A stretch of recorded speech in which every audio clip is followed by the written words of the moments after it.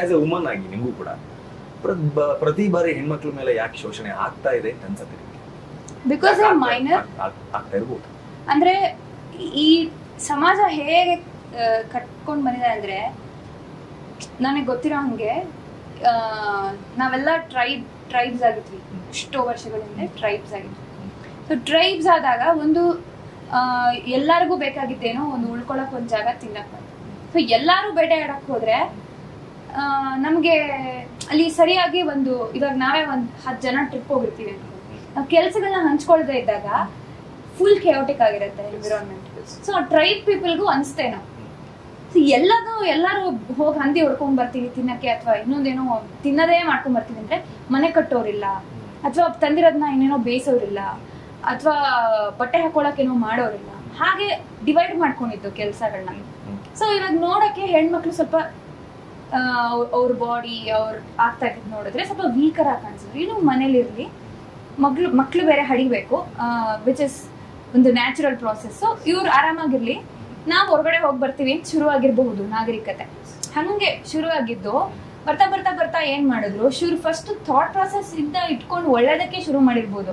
ಆದ್ರೆ ಬರ್ತಾ ಬರ್ತಾ ಆ ಗಂಡಿನ ಸಮಾಜ ಏನ್ ಅನ್ಕೊಂಡ್ಬಿಡ್ತು, ಇದು ನನ್ ಪವರ್ ಅನ್ಕೊಡ್ತು ಅನ್ಸುತ್ತೆ. ನನ್ ಪವರ್ ಇದು, ನಾನ್ ಇರೋದೇ ನಾನು ಹೊರಗಡೆ ತಗೊಂಡ್ಬರಕ್ಕೆ, ಇವಳು ಹಿಂಗ್ ಬಿಸಾಕ. ಈ ತರದ್ ಒಂದು ಸಮಾಜದಲ್ಲಿ ಇದು ಜಾಸ್ತಿ ಇಂಪಾರ್ಟೆಂಟು, ಇದು ಕಡಿಮೆ ಇಂಪಾರ್ಟೆಂಟು, ಅಥವಾ ಹಿಂಗೇನೋ ಅನ್ಸ್ತಾ ಜನರೇಷನ್ ಪಾಸ್ ಆನ್ ಆಗ್ತಾ ಇದ್ದಂಗೆ ಆ ಪೇಟ್ರಿಯಾರ್ಕಲ್ ಯೋಚನೆಗಳು ಬರಕ್ ಶುರು ಆಯ್ತೇನೋ. ಇದು ನಂದೊಂದು ಅನಾಲಿಸಿಸ್. ಇದು ಹೀಗೆ ಆಗಿರ್ಬಹುದು, ಆಗಿಲ್ಲದೆ ಇರ್ಬೋದು. ಇನಿಷಿಯಲಿ ಸಮಾಜಕ್ಕೆ ಏನೇ ತಂದಿದ್ರು ಕೂಡ ಒಂದು ಉಪಯೋಗ ಇಟ್ಕೊಂಡೇ ಮಾಡಿರ್ತಾರೆ. ಆ ಜನರೇಷನ್ ಪಾಸ್ ಆನ್ ಆಗ್ತಾ ಇದ್ದಂಗೆ ಅದರ ಅರ್ಥ ಮಾಡ್ಕೊಳ್ಳೋ ರೀತಿಲಿ ಚೇಂಜ್ ಆಗುತ್ತೆ. ಒಂದ್ ಕತೆ ಇದೆ ಗೊತ್ತಾ, ಶ್ರಾದ್ದದಲ್ಲಿ ಒಬ್ರು ಮನೆಯಲ್ಲಿ ಬೆಕ್ಕು ತುಂಬಾ ಗಲಾಟೆ ಮಾಡ್ತಿತ್ತು ಅಂತ ಶ್ರಾದ್ದ ಮಾಡ್ತಾ ಇದ್ನಂತೆ ಒಬ್ಬ ತಂದೆದು ಮಗ. ಸೊ ಮನೇಲಿ ಬೆಕ್ಕು ತುಂಬಾ ತಪ್ಪು ಮಾಡ್ತಾ ಇದೆ, ಗಲಾಟೆ ಮಾಡ್ತಾ ಇದೆ ಅಂದ್ಬಿಟ್ಟು ಕಂಬಕ್ಕೆ ಕಟ್ಟಾಕ್ಬಿಟ್ಟು ಶ್ರಾದ್ದ ಮಾಡದಂತೆ. 1-2 ಜನರೇಷನ್ ಆದ್ಮೇಲೆ ಮನೇಲಿ ಬೆಕ್ಕೇ ಇಲ್ಲ, ತಗೊಂಡ್ಬಿಟ್ಟು ಕಂಬಕ್ಕೆ ಕಟ್ಟಾಕ್ಬಿಟ್ಟು ಶ್ರಾದ್ದ ಮಾಡದಂತೆ.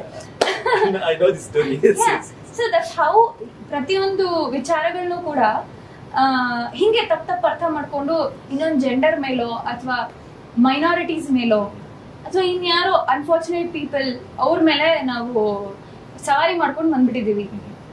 ಅದರ ಅರಿವು ಮೂಡಿಸೋದು ಇಂಪಾರ್ಟೆಂಟ್. ಅದು ನಾವು ಬರೀ ಗಂಡ್ಮಕ್ಳ ಮೇಲೆ ಹಾಕೋದು ಅಂತಲ್ಲ, ಗಂಡ್ಮಕ್ಳಿಗೆ ಹೇಳ್ಕೊಟ್ಟಿಲ್ದೇ ಇರ್ಬೋದು, ಅವ್ರ ತಾಯಿನೇ ಹೇಳ್ಕೊಟ್ಟಿಲ್ದೇ ಇರ್ಬೋದು, ನೀನ್ ಹಿಂಗ್ ಬೆಳೆಯೋದೇ ಕರೆಕ್ಟ್ ಅಂತ ಹೇಳ್ಕೊಟ್ಟಿರ್ಬೋದು. ಹಂಗೆಲ್ಲ ಅದ್ರದ್ದೆಲ್ಲ ಒಂದು ಅಂಡರ್ಸ್ಟ್ಯಾಂಡಿಂಗ್ ವೆರಿ ಇಂಪಾರ್ಟೆಂಟ್ ಆಗುತ್ತೆ ಸಮಾಜದಲ್ಲಿ. ಇವಾಗ ತುಂಬಾ ಬದಲಾಗಿದೆ. ಇವತ್ತಿನ ಸಿಟಿ ಲೈಫಲ್ಲಂತೂ ಗಂಡ ಹೆಂಡತಿ ಇಬ್ರು ಕೆಲ್ಸಗಳನ್ನ ಹಂಚ್ಕೊಂಡು ಎಲ್ಲ ಮಾಡ್ತಿದ್ದಾರೆ, ಬರೀ ನೆಗೆಟಿವ್ ಹೇಳೋದು ಅಂತಲ್ಲ. ಆದ್ರೆ ಮಾಡದೇ ಇರೋರಿಗೆ ಆ ಅರಿವು ಇಂಪಾರ್ಟೆಂಟ್. ಎಷ್ಟು ಸ್ಟ್ರಾಂಗ್ ಆಗಿರ್ಬೇಕು ಅಂತೀರಾ ಈ ತರ ಸೊಸೈಟಿಲಿ? ಹೆಣ್ಮಕ್ಳು ಸ್ಟ್ರಾಂಗ್ ಆಗಿರ್ಬೇಕು, at the same time smart ಆಗಿರ್ಬೇಕು, ನಾಲೆಜಬಲ್ ಆಗಿರ್ಬೇಕು, ನಮಗ್ ಸಿಕ್ಕಿರುವಂತ ಹಕ್ಕುಗಳನ್ನ ಸರಿಯಾಗಿ ಬಳಸ್ಕೋಬೇಕು. ಯಾಕಂದ್ರೆ ಈ ಹಕ್ಕುಗಳನ್ನ ತರೋದಕ್ಕೆ, ಒಂದು ಕಾನೂನಿಗೆ ತರಕ್ಕೆ ಸುಮಾರು ಜನಗಳ ರಕ್ತ ಹರಿದಿರುತ್ತೆ. ಎಷ್ಟೋ ಜನ ಉಪವಾಸ ಸತ್ತಿರ್ಬಹುದು ನಮ್ಗೋಸ್ಕರ ಈ ಹಕ್ಕು ಕೊಡಿ, ನನ್ ನ್ಯಾಯ ಕೊಡಿ ಅಂತ. ಅದನ್ನ ಈಸಿಯಾಗಿ ಸಿಕ್ತು ಅಂತ ನಾವು ಅದನ್ನ ಹಾಳು ಮಾಡ್ಕೊಂಡ್ರೆ ನಾಳೆ ಒಂದಿನ ಮತ್ತೆ ಇನ್ನೊಂದು ಅಮೆಂಡ್ಮೆಂಟ್ ಬರುತ್ತೆ, ಆಗ ನಾವು ಗಳಿಸ್ಕೊಂಡಿದ್ದೆಲ್ಲ ನೀರ್ ಪಾಲಾಗ್ಬಿಡುತ್ತೆ. ಸೊ ಆ ಜವಾಬ್ದಾರಿ ಹಕ್ಕುಗಳು ಹೆಣ್ಮಕ್ಳಿಗೆ ಇರಲೇಬೇಕು. ಸೇಮ್ ಲೈಕ್ ನಾನು ಹೇಗ್ ಸ್ವಾತಂತ್ರ್ಯದ ಬಗ್ಗೆ ಮಾತಾಡ್ತಿದ್ವಿ, ಭಾರತಕ್ಕೆ ಸ್ವಾತಂತ್ರ್ಯ ಬರೋದಕ್ಕೆ ಸುಮಾರು ಜನಗಳ ತ್ಯಾಗ ಇದೆ. ನಾವು ಅದನ್ನ ಇವತ್ತು ಈಸಿಯಾಗಿ ತಗೊಳ್ಬಾರ್ದು ಅಂತ ಹೇಗೆ ಹೇಳ್ತೀವೋ, ಪ್ರತಿ ಒಂದು ಹಕ್ಕು, ಪ್ರತಿ ಒಂದು ಫೈಟ್ ಕೂಡ ಅಷ್ಟು ಇಂಪಾರ್ಟೆನ್ಸ್ ಇಟ್ಕೊಳ್ಳೇಬೇಕು ಅನ್ಸುತ್ತೆ.